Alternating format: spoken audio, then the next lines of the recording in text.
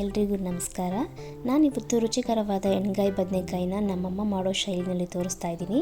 ಬನ್ನಿ ಹೇಗೆ ಮಾಡೋದು ಅಂತ ನೋಡ್ಕೊಂಡು ಬರೋಣ. ನಾನಿಲ್ಲಿ ದುಂಡು ಬದನೆಕಾಯಿನ ತೊಗೊಂಡಿದ್ದೀನಿ. ಒಂದು 8ರಿಂದ 10 ಬದನೆಕಾಯಿ ಇಲ್ಲಿದೆ. ಅದನ್ನು ಮಧ್ಯೆ 4 ಭಾಗ ಮಾಡಿ ಇಟ್ಕೊಂಡಿದ್ದೀನಿ. ನೀರಲ್ಲಿ ತೊಳೆದಿಟ್ಕೊಂಡಿದ್ದೀನಿ. ಇಲ್ಲಿ ಒಂದು ಸ್ವಲ್ಪ ಹುಣಸೆ ರಸ, ಜೊತೆಗೆ 1 ಟೊಮೆಟೊ, 1 ಈರುಳ್ಳಿ, ಕರಿಬೇವು ಸೊಪ್ಪು ಮತ್ತು ಶುಂಠಿ ಬೆಳ್ಳುಳ್ಳಿ ಪೇಸ್ಟ್ ಸ್ವಲ್ಪ ತಗೊಂಡಿದ್ದೀನಿ.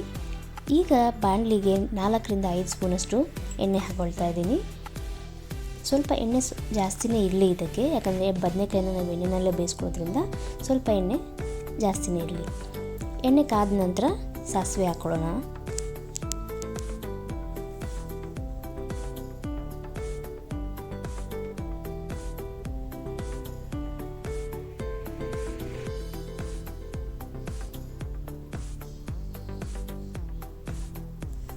ಈಗ ಇಲ್ಲಿ ಸಾಸಿವೆ ಸಿಡಿತಾ ಇದೆ. ಈ ಸಾಸಿವೆ ಚೆನ್ನಾಗಿ ಸಿಡಿದ ನಂತರ ನಾವು ಏನು ಹೆಚ್ಚಿಟ್ಕೊಂಡಿದ್ವಲ್ಲ ಈರುಳ್ಳಿ, ಅದನ್ನು ಸೇರಿಸ್ಕೊಳ್ಳೋಣ ಇದಕ್ಕೆ.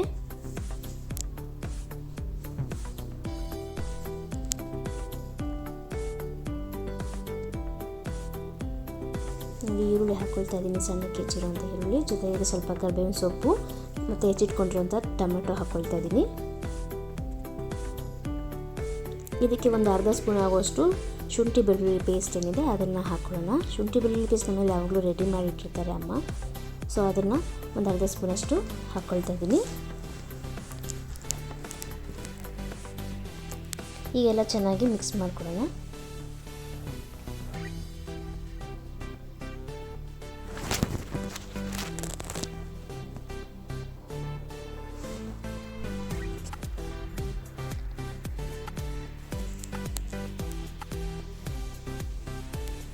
ರುಚಿಗೆ ಬೇಕಾಗುವಷ್ಟು ಉಪ್ಪು ಸೇರಿಸ್ಕೊಳ್ತಾ ಇದ್ದೀನಿ.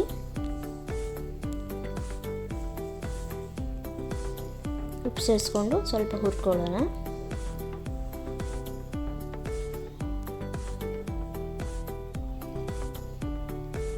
ಈಗ ಟೊಮೆಟೊ ಎಲ್ಲ ಸ್ವಲ್ಪ ಸಾಫ್ಟ್ ಆಗಿದೆ. ಈಗ ನಾವು ಏನು ಕಟ್ ಮಾಡಿ ಇಟ್ಕೊಂಡಿದ್ವಿ ಬದನೆಕಾಯಿ, ಅದನ್ನು ಸೇರಿಸ್ಕೊಂಡು ಒಂದು ಮಿಕ್ಸ್ ಮಾಡ್ಕೊಳ್ಳೋಣ.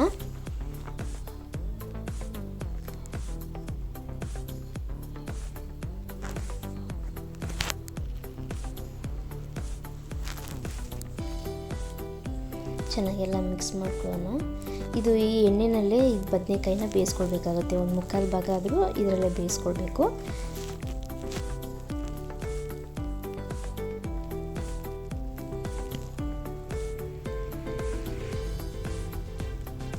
ಇನ್ನು ಸ್ವಲ್ಪ ಉಪ್ಪು ಹಾಕ್ಕೊಳ್ತಾ ಇದ್ದೀನಿ. ಬದನೆಕಾಯಿಗೆ ಹಾಕಿರೋದ್ರಿಂದ ಸ್ವಲ್ಪ ಬೇಕನ್ನಿಸ್ತು.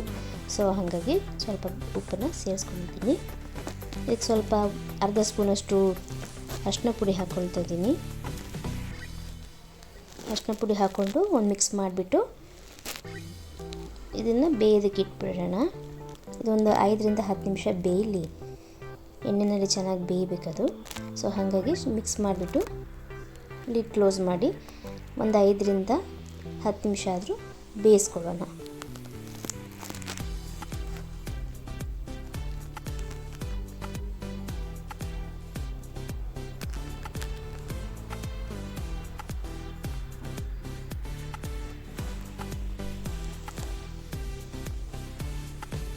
ಈಗ ಲಿಡ್ನ ಕ್ಲೋಸ್ ಮಾಡ್ತಾ ಇದ್ದೀನಿ. ಆಗಾಗ ಒಂದ್ಸಲ ತಿರುಗಿ ನೋಡೋಣ. ಈಗ ಒಂದು 5 ನಿಮಿಷ ಆಗಿದೆ. ನಾನು ನೋಡ್ತಾ ಇದ್ದೀನಿ ಬೆಂದಿದೆಯಾ ಏನು ಅಂತ. ಅದನ್ನು ಸ್ವಲ್ಪ ಬೇಯಬೇಕು ಅನಿಸ್ತಾ ಇದೆ. ಸೊ ಹಾಗಾಗಿ ಸ್ವಲ್ಪ ಇನ್ನೊಂದ್ಸಲ ಮಿಕ್ಸ್ ಮಾಡಿಬಿಟ್ಟು ತಳ ಹಿಡಿಬಾರ್ದಲ್ವ. ಸೊ ಒಂದ್ಸಲ ಕ್ಲೀನಾಗಿ ಮಿಕ್ಸ್ ಮಾಡಿಕೊಂಡು ಮತ್ತೆ ಲಿಡ್ನ ಕ್ಲೋಸ್ ಮಾಡಿ ಬೇಯಕ್ಕೆ ಇಡೋಣ ಇನ್ನೊಂದು 5 ನಿಮಿಷ.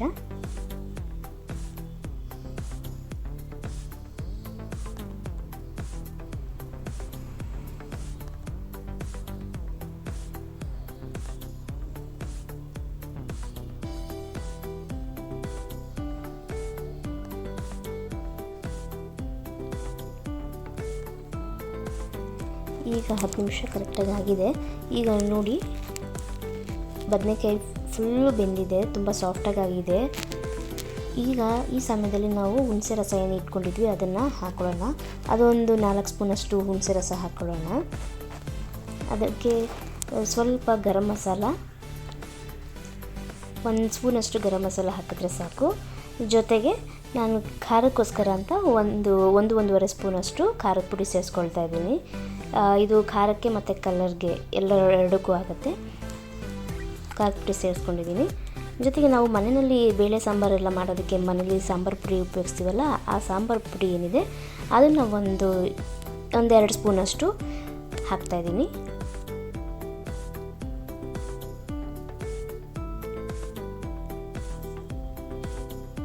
ಈ ಸಾಂಬಾರು ಪುಡಿ ಹಾಕಿದ ಮೇಲೆ ಒಂದು ಸತಿ ಚೆನ್ನಾಗಿ ಮಿಕ್ಸ್ ಮಾಡ್ಕೊಳ್ಳೋಣ. ಅದ್ರ ಜೊತೆಗೆ ನಾವು ಈ ಕಡಲೆಕಾಯಿ ಬೀಜ ಏನಿದೆ, ಕಡಲೆಕಾಯಿ ಬೀಜನ ಹುರ್ಕೊಂಡು ಪುಡಿ ಮಾಡಿ ಇಟ್ಕೊಂಡಿರೋದು, ಅದನ್ನು ಒಂದು 5-6 ಸ್ಪೂನಷ್ಟು ಹಾಕ್ತಾಯಿದ್ದೀನಿ. ಇದನ್ನು ಎಷ್ಟು ಹಾಕ್ತೀವೋ ಅಷ್ಟು ತುಂಬ ಟೇಸ್ಟ್ ಕೊಡುತ್ತೆ. ಈ ಎಣ್ಗಾಯಿ ಬದನೆಕಾಯಿಗೆ ಕಡಲೆಕಾಯಿ ಬೀಜದ ಪುಡಿ ತುಂಬಾ ಇಂಪಾರ್ಟೆಂಟು.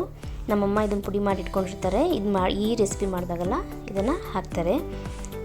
ಈ ಕಡಲೆಕಾಯಿ ಬೀಜ ಪುಡಿ ಹಾಕಿದ್ಮೇಲೆ ಚೆನ್ನಾಗಿ ಮಿಕ್ಸ್ ಮಾಡ್ಕೊಳ್ಳೋಣ.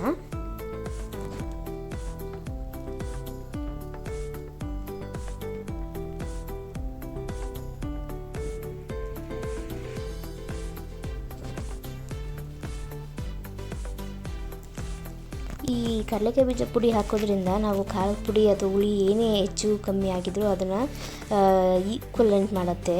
ಸೊ ಹಾಗಾಗಿ ಈ ಕಡಲೆಕಾಯಿ ಬೀಜದ ಪುಡಿನ ಹಾಕೋದ್ರಿಂದ ಟೇಸ್ಟ್ ಕೂಡ ಹೆಚ್ಚಾಗುತ್ತೆ, ಜೊತೆಗೆ ಅದನ್ನು ಬ್ಯಾಲೆನ್ಸ್ ಆಗಿ ಇಡುತ್ತೆ. ಸೊ ಈಗ ಒಂದು ಸ್ವಲ್ಪ ನೀರು ಸೇರಿಸ್ಕೊಂಡಿದ್ದೀನಿ. ಆ ನೀರು ಎಷ್ಟು ಕನ್ಸಿಸ್ಟೆನ್ಸಿ ನೋಡ್ಕೊಂಡು ಹಾಕ್ಕೊಳ್ಳಿ. ತುಂಬ ತಿಕ್ಕಾಗಿ ಬೇಕು ಅಂದರೆ ಸ್ವಲ್ಪ ನೀರು ಆ್ಯಡ್ ಮಾಡ್ಕೊಳ್ಳಿ, ಇಲ್ಲಾಂದರೆ ಗ್ರೇವಿ ಥರ ಬೇಕು ಅಂದರೆ ಸ್ವಲ್ಪ ಜಾಸ್ತಿ ನೀರನ್ನ ಆ್ಯಡ್ ಮಾಡ್ಕೊಳ್ಳಿ. ನಾನು ಇದನ್ನು ಚಪಾತಿಗೋಸ್ಕರ ಮಾಡ್ತಾಯಿದ್ದೀನಿ. ಸೊ ಚಪಾತಿ ಅಥವಾ ರೈಸ್ ಎರಡು ಜೊತೆಗೂ ತಿನ್ಬೋದು ಅಂಥೇಳಿ ಮಾಡ್ಕೊಳ್ತಾ ಇದ್ದೀನಿ. ನೀರು ಹಾಕಿ ಮಿಕ್ಸ್ ಮಾಡಿ ಇನ್ನು ಸ್ವಲ್ಪ ಉಪ್ಪು ಬೇಕನ್ನಿಸ್ತು, ಸೊ ಉಪ್ಪು ಹಾಕ್ಕೊಳ್ತಾ ಇದ್ದೀನಿ. ನೀವು ನೋಡಿಕೊಂಡು ಉಪ್ಪು ಎಲ್ಲ ಕರೆಕ್ಟಾಗಿ ನೋಡಿಕೊಂಡು ಒಂದ್ಸಲಿ ಚೆಕ್ ಮಾಡಿಕೊಂಡು ಕುದಿಯೋದಕ್ಕೆ ಬಿಡೋಣ. ಒಂದು 5 ನಿಮಿಷ ಕುದ್ದರೆ ಸಾಕೋದು. ಆಲ್ರೆಡಿ ಎಣ್ಣೆಯಲ್ಲಿ ಬೇಯಿಸ್ಕೊಂಡಿದ್ದೀವಲ್ಲ ಬದನೆಕಾಯಿ. ಸೊ ಈಗೇನು ಮಸಾಲೆ ಹಾಕಿದ್ದೀವಿ ಅದ್ರ ಜೊತೆಗೆ ಅದು ಚೆನ್ನಾಗಿ ಹೊಂದ್ಕೊಳ್ಳೋದಕ್ಕೋಸ್ಕರ ಒಂದು 5-6 ನಿಮಿಷನಾದರೂ ಲಿಡ್ನ ಕ್ಲೋಸ್ ಮಾಡಿ ಬೇಯಿಸ್ಕೊಳ್ಳೋಣ. ಈಗ 5 ನಿಮಿಷ ಆಯಿತು. ಈಗ ನೋಡಿ ಎಣ್ಣೆ ಎಲ್ಲ ಬಿಟ್ಕೊಂಡು ಬಂದಿದೆ, ಎಷ್ಟು ಚೆನ್ನಾಗಿ ಬಂದಿದೆ ಗ್ರೇವಿ ನೋಡಿದ್ರೆ. ಅದೊಂದು ಮಿಕ್ಸ್ ಮಾಡ್ಕೊಳ್ಳೋಣ. ಈಗ ಎಣ್ಣೆ ಜಾಸ್ತಿ ಅಂತ ಅನಿಸುತ್ತೆ, ಬಟ್ ಅದು ಒಂದು ಸ್ವಲ್ಪ ಹೊತ್ತು ಸೆಟ್ ಆದಮೇಲೆ ಅದು ಸ್ವಲ್ಪ ಈಗ ಎಷ್ಟು ತೆಳು ಇದೆ ಅಷ್ಟಿರಲ್ಲ, ಸ್ವಲ್ಪ ತಿಕ್ಕಾಗುತ್ತೆ. ಜೊತೆಗೆ ತುಂಬ ನೋಡಲಿಕ್ಕೂ ಚೆನ್ನಾಗಿರುತ್ತೆ, ಟೇಸ್ಟು ಕೂಡ ತುಂಬ ಚೆನ್ನಾಗಿರುತ್ತೆ. ಚಪಾತಿಗೆ ಮತ್ತು ನೀವು ಪೂರಿಗೆ, ಅನ್ನಕ್ಕೆ ಎಲ್ಲದಕ್ಕೂ ತುಂಬ ಒಳ್ಳೆ ಕಾಂಬಿನೇಷನ್ ಇದು. ನಮ್ಮ ಮನೇಲಿ ಎಲ್ರಿಗೂ ತುಂಬ ಇಷ್ಟ. ಅದು ಅಮ್ಮ ಮಾಡೋದು ಅಂತೂ ಸಖತ್ತಾಗಿರುತ್ತೆ. ನೀವು ಒಂದು ಸತಿ ಇದನ್ನು ಟ್ರೈ ಮಾಡಿ ಮನೆಯಲ್ಲಿ. ಹೇಗಿತ್ತು ಅಂಥೇಳಿ ಕಮೆಂಟ್ ಮಾಡಿ ತಿಳಿಸಿ. ನೋಡಿ ಹೇಗೆ ಇದೆ. ನಾನು ಇದನ್ನು ಚಪಾತಿ ಜೊತೆಗೆ ಸರ್ವ್ ಮಾಡ್ತಾಯಿದ್ದೀನಿ. ಚಪಾತಿ ಜೊತೆಗೆ ರೈಸ್ ಕೂಡ ರೈಸ್ ಜೊತೆಗೂ ಕೂಡ ತುಂಬ ಚೆನ್ನಾಗಿರುತ್ತೆ. ಸೊ ಹಾಗಾಗಿ ನೋಡಿ ರೈಸ್ ಕೂಡ ಇಟ್ಕೊಂಡಿದ್ದೀನಿ. ಬಿಸಿ ಬಿಸಿ ಚಪಾತಿ, ಬದನೆಕಾಯಿ ರೊಟ್ಟಿ, ಅಕ್ಕಿ ರೊಟ್ಟಿ, ಜೋಳದ ರೊಟ್ಟಿ, ಇದಕ್ಕೆಲ್ಲ ನಿಮಗೆ ಗೊತ್ತಿರೋ ಹಾಗೆ ಒಳ್ಳೆ ಕಾಂಬಿನೇಷನ್ ಎಣ್ಗಾಯಿ ಬದನೆಕಾಯಿ. ಸೊ ನೀವು ಒಮ್ಮೆ ಮನೆಯಲ್ಲಿ ಟ್ರೈ ಮಾಡಿ. Thank you.